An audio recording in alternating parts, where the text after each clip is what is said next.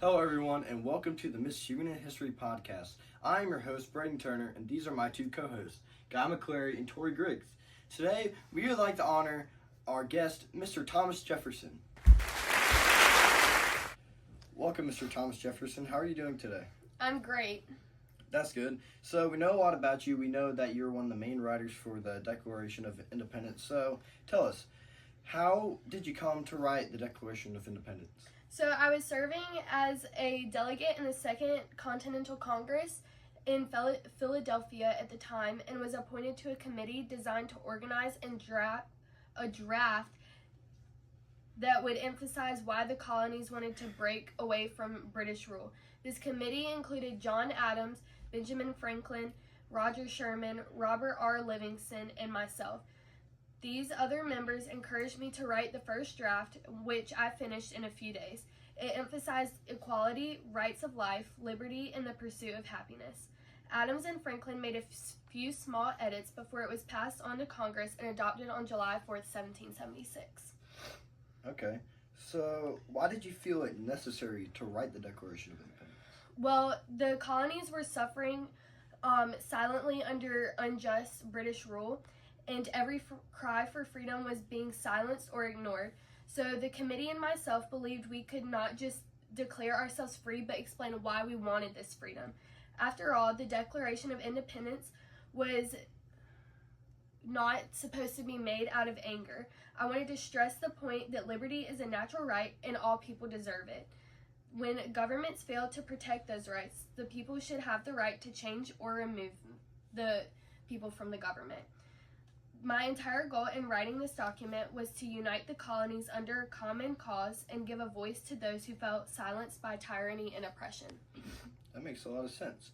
So, I'm going to go ahead and let my two co-hosts ask a question.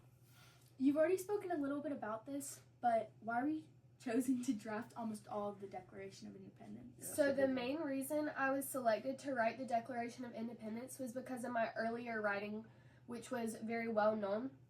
But it was later overshadowed by later compositions such as the preamble to the Virginia Constitution. And my position as a delegate from Virginia balanced the delegation and my familiarity with Enlightenment concepts, which influenced the document's defense of natural rights, self-governance, and other considerations that made me able to write the Declaration of Independence. How did you believe the Declaration of Independence led to the writing of the Constitution? So although it did not directly influence and result in the Constitution, the Declaration of Independence gave it the rational and ideological underpinnings. 11 years after the Declaration of Independence, which declared the colonies' independence from Britain, a new stable government was established to carry out the ideals and complaints outlined in the Declaration of Independence, and following it, the Articles of Confederation failed, leading to the creation of a viable government under the Constitution. You used some rhetorical devices in writing the Declaration of Independence. So I want to ask you, why did you use rhetorical devices such as anaphora, allusion, and repetition in the Declaration of Independence? So I used all of these devices to make it clear what I wanted to say to the people. I used anaphora to repeat the phrase, "He has been before the start of the grievances."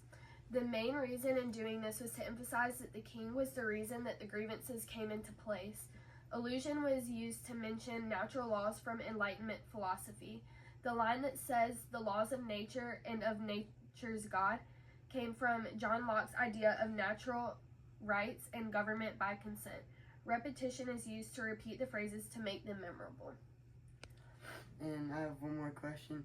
How was ethos, pathos, and logos used in writing the Declaration of Independence? Ethos we use to appeal to moral principles and divine law.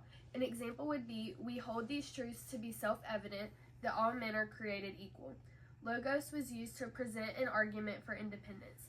This is shown in the phrase, "When a long train of abuses and usurpations evinces a design to reduce them under absolute despotism, it is their right, it is their duty to throw off such government." Lastly, we use pathos to appeal to readers' emotions by describing suffering, injustice, and betrayal. One example of this appeal is he has plundered our seas, ravaged our coasts, burnt our towns, and destroyed the lives of our people. Okay, so another thing I want to ask you is, what did all men created equal mean during this time? So during that time, it means that all men have equal rights and that they gave consent to form a republican government equally. You see, throughout our history, there were many despotisms, monarchies, and aristocracies. All of these were led by leaders such as kings and queens and had powerful social classes. This brought a lot of inequality in the people. John Locke influenced me and the other founders to believe that all humans are equal and should have equal natural rights. And how did the Declaration of Independence lead to the American Revolution, do you think? So as I said before, the reasoning for us is the colonies wished for separation from Great Britain because of the oppression we as a people felt. There was a lot of unfair treatment and we as people were continually silenced. As expected, Great Britain did not respond well. They did not want us to separate. Of course, many other things influenced this, such as unfair taxing, the Boston Massacre, and many smaller battles. However, the British did not take the colonies announcing independence well at all, so they retaliated with the American Revolution. Well, thank you, Thomas Jefferson, for coming on our podcast today. You're welcome. It and was answering fun. our questions. Yes. We're going to let you go because we know you have a busy schedule. Yes, but- you know I gotta write that next document, so Yeah. Thank you.